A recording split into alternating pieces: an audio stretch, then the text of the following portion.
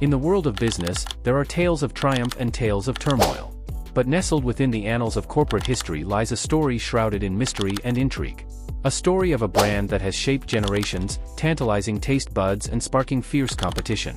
Welcome, my friends, to the enigmatic journey of one of the most iconic names in the beverage industry, Pepsi, but behind the glitz and glamour lies a tale of ambition, betrayal, and a relentless pursuit of the American dream. From its humble beginnings to its rise as a global powerhouse. So let's start our journey. Every single day, PepsiCo products are savored over 1 billion times across 200 countries worldwide. With an annual net revenue surpassing $70 billion, the journey to this colossal success wasn't without its trials. To uncover the intriguing tale behind PepsiCo's rise, let's journey back to the year 1889. This was the moment pharmacist Caleb Bradham crafted the very first Pepsi Cola.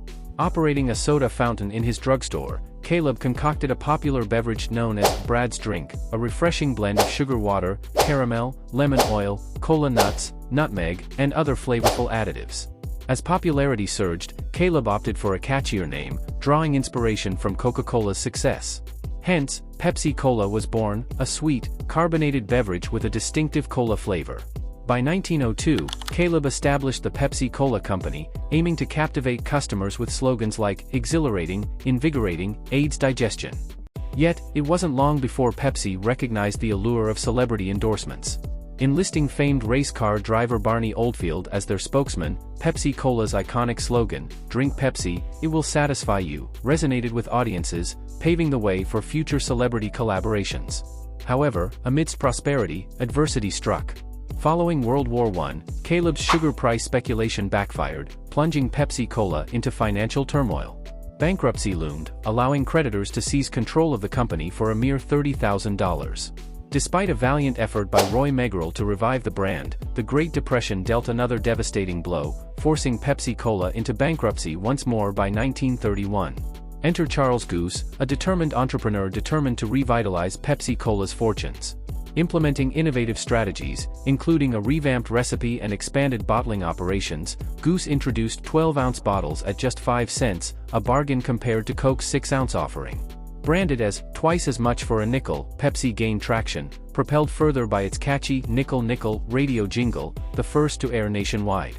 This tune transcended borders, resonating in 55 languages and earning acclaim as one of the 20th century's most impactful advertisements. Join us as we delve deeper into PepsiCo's turbulent yet triumphant history, a testament to resilience, innovation, and the enduring power of a refreshing beverage. But there was a lingering issue: the dwindling profit margin. Charles understood that survival meant growth. So, he embarked on a mission, establishing bottling plants nationwide and recruiting scores of bottlers. Today, we'd call it scaling up. Over the next couple of decades, Pepsi Cola's presence expanded continuously. Then, in 1950, when Alfred Steele assumed the role of Pepsi's CEO, the company's growth skyrocketed. Coming from a stint as a Coca-Cola vice president, Alfred grasped the importance of advertising. His focus on massive advertising campaigns and sales promotions catapulted Pepsi Cola's net earnings by a staggering 11-fold. It positioned Pepsi as the chief contender against Cola, although Cola still outsold it by a significant margin. Coke had cemented its supremacy with 3 potent words: the real thing. How do you compete with that kind of slogan? Well, Pepsi believed it had the answer. If Coke was synonymous with authenticity, then it naturally appealed to an older demographic, right? Pepsi's solution? Target the burgeoning baby boomer generation, shifting focus to the younger populace with the slogan, "Pepsi, the choice of a new generation." This strategic pivot began in the early 60s, and its impact was swift. In just a few short years, Pepsi slashed Coke's lead in half. The Pepsi brand was rapidly maturing, continually evolving to sustain momentum. In 1964, it introduced its inaugural diet soda, becoming the first national cola to offer a zero-calorie option. Diet Pepsi squarely aimed at the youth market, while the acquisition of the beloved Mountain Dew brand further bolstered its portfolio. Less than a year later, Pepsi Cola merged with snack giant Frito-Lay, birthing PepsiCo. Realizing the importance of diversification, PepsiCo wasted no time. From 1977 to 1986, it snapped up 4 major restaurant chains: Pizza Hut, Taco Bell, KFC, and 7-Up International. Amidst these expansions, Pepsi remained the focal point. Things were looking so rosy that the once struggling Pepsi now posed a threat to Coca-Cola's soda supremacy in the US. Additionally, in 1974, Pepsi made waves internationally by becoming the first US product to be manufactured and sold in the USSR. But, would this be enough?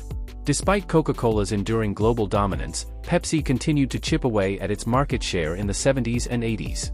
Their Pepsi Generation ads appealed to the younger crowd, while the aggressive Pepsi Challenge campaign targeted older consumers. Participants in blind taste tests were often astonished to find they preferred Pepsi's sweeter taste over Coca-Cola's. Coca-Cola's headquarters in Atlanta trembled, especially since their own research validated Pepsi's claims. Once again, Pepsi surged ahead.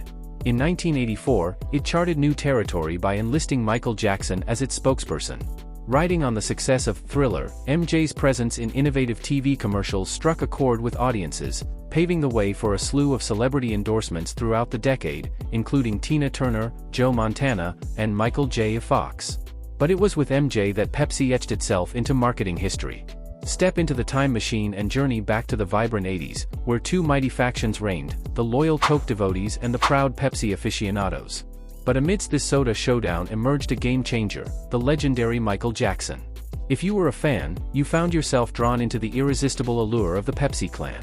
Picture this: Coca-Cola, with deep pockets, extends a tempting $1 million offer to MJ, only to have it brushed aside. The Jacksons pivot towards PepsiCo instead.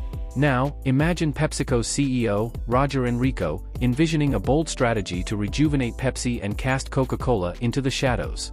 Who better to lead this charge than the king of pop himself?